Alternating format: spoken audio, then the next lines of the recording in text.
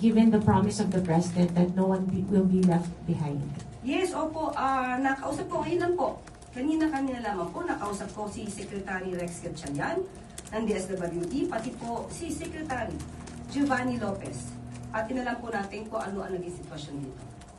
Ang sabi po ng Secretary Rex Gatchalian sa atin, ang lahat po na nakalista ay talaga mabibigyan po agad ng ayuda. Malamang po ang ibang nakalista ay meron po kasi daw nakakapagdoble.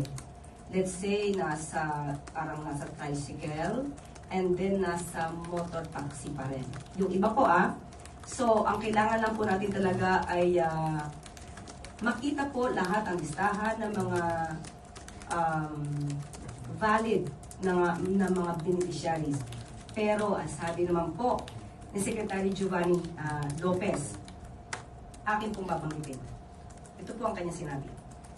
Sa mga hindi nalista at nabigyan na jeepney driver chuper, napagkasunduan na namin ni Sec Rex Gatchalian na maglalaan kami ng araw for special payout para makatanggap din ang mga nasabing chuper at driver ng 5,000 mula sa Cash Relief Assistance Program sa ilalim ng AIX ng DSWD.